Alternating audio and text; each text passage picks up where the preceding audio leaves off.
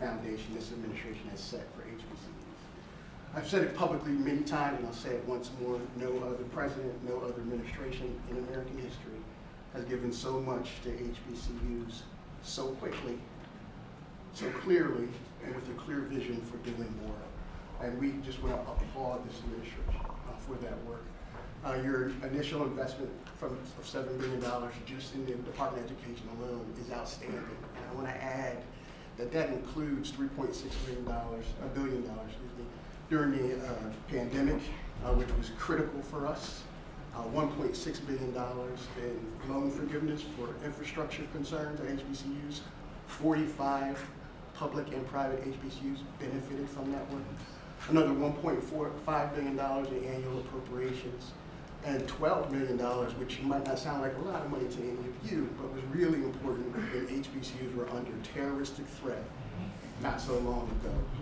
So just to give you a sense of that commitment, we have framed our recommendations around President Biden, Vice President Harris's core fundamental tenets in that regard, and therefore, one, let's continue to work on infrastructure, both as it relates to physical infrastructure and technological infrastructure.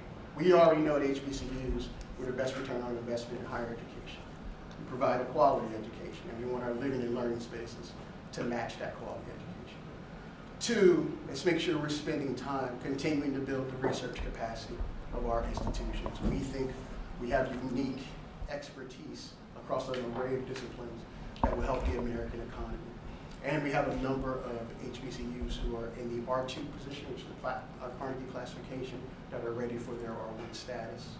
Three is connected pathways, and the president and the vice president have already done this, particularly as it relates to using the bully pulpit to spend time with industry supporting this notion of real opportunities for our students from the time they come to our campuses through graduate school.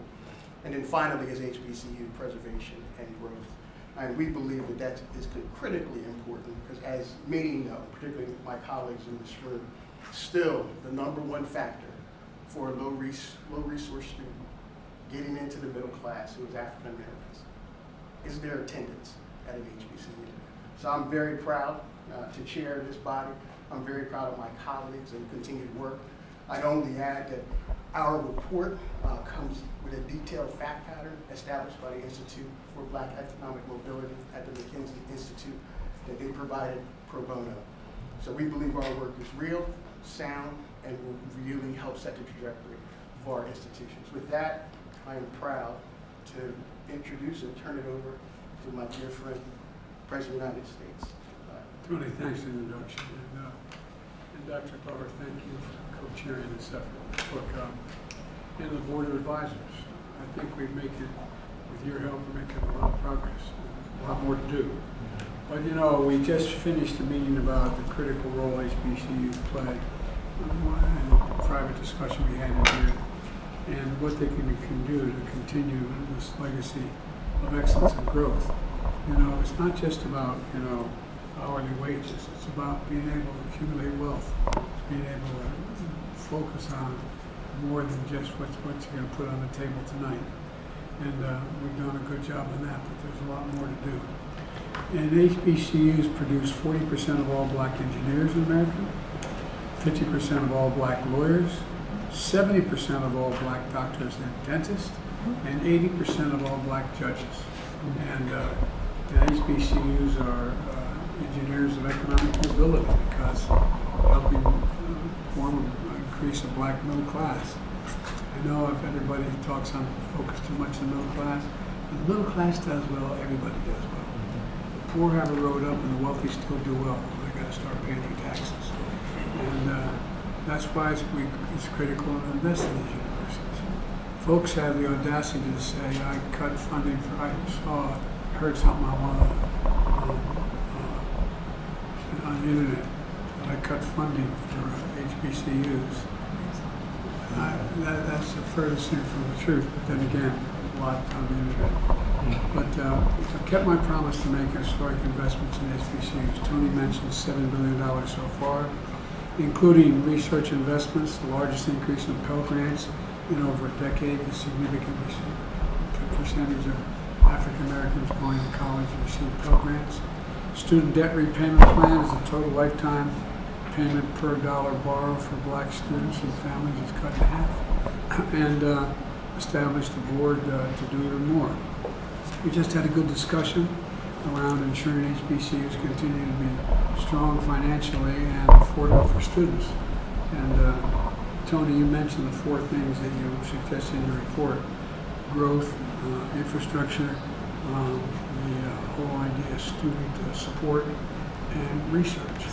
And I was reminiscing that when I was a senator and then a vice president, I realized we had the ability as vice president, the president had the ability to assign government programs that were funded to, if we're going to build a new aircraft carrier, who puts on the deck? Well, we're supposed to pick Americans and American material and American personnel. And I remember going down to a HBCU in Northeastern Virginia, and they had the capacity to do anything anyone else did except one thing: they had no laboratories. They had no laboratories. And so the infrastructure of the school is not just housing, not just the classrooms in which you meet, it's the laboratories to be able to take advantage of the opportunities to compete for the contracts that are being put out by the federal government that generate, and with artificial intelligence around the corner and not around the corner, back right now, we have to increase that even more. And with regard to the making sure that we engage in making sure that you have student support, well, that's why we increased Pell Grants so significantly. And we're going to continue to do that, and that's why we're focusing so much on infrastructure and research. And so the point is that in the meantime, I want to say a word about those in Congress who are willing to shut down the government. I know you all want me to stick exactly to the subject. You don't want to ask me any questions about anything else. I know that. But, excuse me, having trouble hearing me. I know anyway. In the meantime, I want to say a word about those in Congress who are willing to shut down the government. Just a few months ago, the Speaker of the House and I agreed to spending levels for the government. We were up right to the very edge, almost reneged on our debt, and that we're going to fund essential priorities and still cut the deficit by $1 trillion over the next decade. Now, a small group of extreme House Republicans, they don't want to live up to that deal, and everyone in America could be faced with paying the price for that. They've changed it. We made a deal. We shook hands. We said, this is what we're going to do. And now they're reneging on the deal, which is not much of a surprise these days. And the black community in particular is going to suffer if that occurs. For example, shutdown is going to risk nutrition assistance to nearly 7 million moms and children. It's going to disproportionately affect black families. The Department of Housing and Urban Development will have to stop nearly all of its enforcement work fighting housing discrimination. EPA would have to stop its important work bringing environmental justice in frontline and fence-line communities, because most of the inspections and hazardous waste sites and chemical facilities would come to a halt. The historic work we're doing to increase the share of federal contract dollars going to small disadvantaged businesses would be disrupted. Funding the government is one of the most basic fundamental responsibilities of Congress, and if Republicans in the House don't start doing their job, we should stop electing them. Now, there's a lot more to say, but let me turn it over to Kamala. Well, I want to, as the President has said, welcome and thank each of you for your service. Chair Dr. Allen, Co-Chair Dr. Glover, and the Advisory Board. I am proudly the first Vice President of the United States who was an HBCU graduate, and so...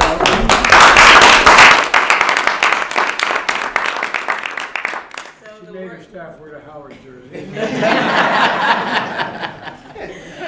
So the work of this esteemed group of leaders under the guidance of our President is especially meaningful to me for many reasons. I strongly believe, based on experience and knowledge about what our country needs in terms of its strength and growth and development, that our HBCUs are extraordinary centers of academic excellence, and must continue to be supported, not only because of the historical role that they have played in building and helping to contribute to America's leadership and global leadership, but also because, as the President has said, as we look forward, we know that our HBCUs are also pipelines for very extraordinary young people to enter the fields of work that we require to cure disease, to create that which we have not imagined, to supply us with the innovative approaches that will allow us to continue to work on the strength, prosperity, and security of our nation. So for all of those reasons, I thank this group for the work you do in advocating for the resources and the growth of our HBCUs. HBCU graduates are in every room where important decisions are made, and they should be.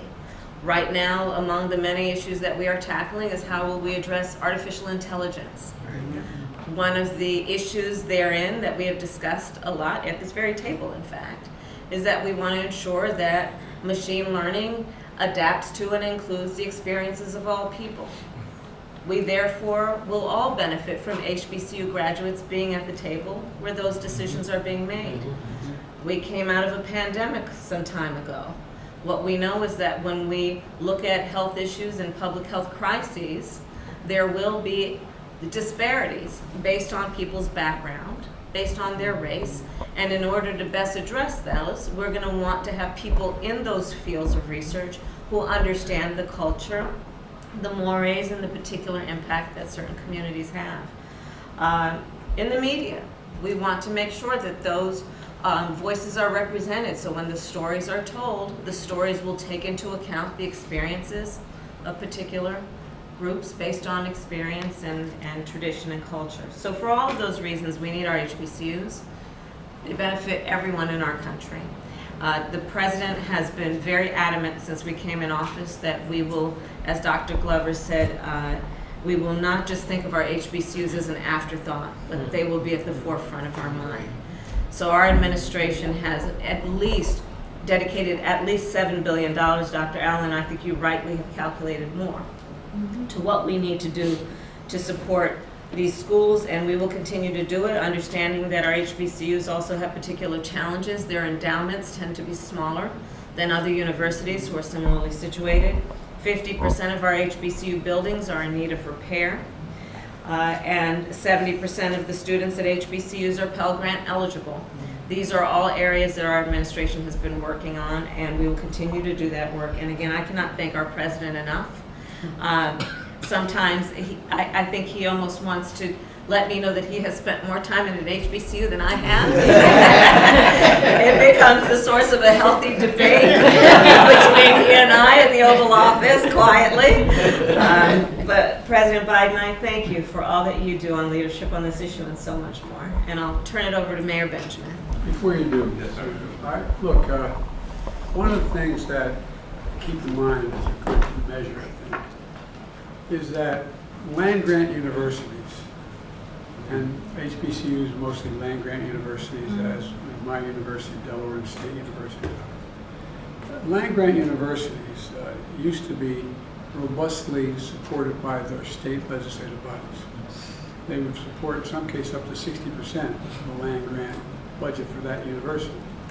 Well, since the 1987 to 2000, Yes. land-grant universities have lost, black and white, more than $13 billion in investment from the state government to help them. And that has exacerbated the problem for particularly black land-grant universities, HBCUs. And I think it's important that we understand that, you know, the one thing and I know you're tired of hearing me say this about all my initiatives on the economy as well, is that if land-grant universities and, for example, HBCUs are doing extremely well, they're producing students that are going to make us wealthier, make us smarter, make us more compatible. It helps everybody. Everybody does better in the whole United States when the potential of HBCUs is realized. Everybody. And so I make no apologies for the kind of effort we're expending on HBCUs, And I did spend probably more time on campus, but I didn't do nearly as well. Here in the land grant university I went to at Delaware, or Howard University. But all kidding aside, it really makes a lot of difference. But I'll turn it back to you, Steve. Thank you so much, Mr. President, my Vice President, our chairs down this amazing body for your leadership. We're gonna wrap it up right now and set the first exit. Thank you. Mr. President, do you support UAW demands? Let's go. Thank you so much. Let's go. Thank you. UAW demands. UAW demands, Mr. President. Thank you. Do you support the UAW? One at a time. Mr. President, do you support the UAW demands? I think the UAW gave up an incredible amount back when the automobile industry was going under. They gave everything from their pensions on, and they saved the automobile industry. And I think that now that the industry is roaring back, they should participate in the benefit of that. And if you take a look at the significant increase in salaries for the executives and growth of the industry, they should benefit from it. So yes, I always support the UAW. Thanks, guys. Let's go. Thank you. Thank you. Thank you. Everyone. Thank you. Thank you guys. Let's go. Thank you. William, thank you. Let's go. Thank you. Thank you all. Thank you, Mr. President. Thank you. Thank you. Thank you.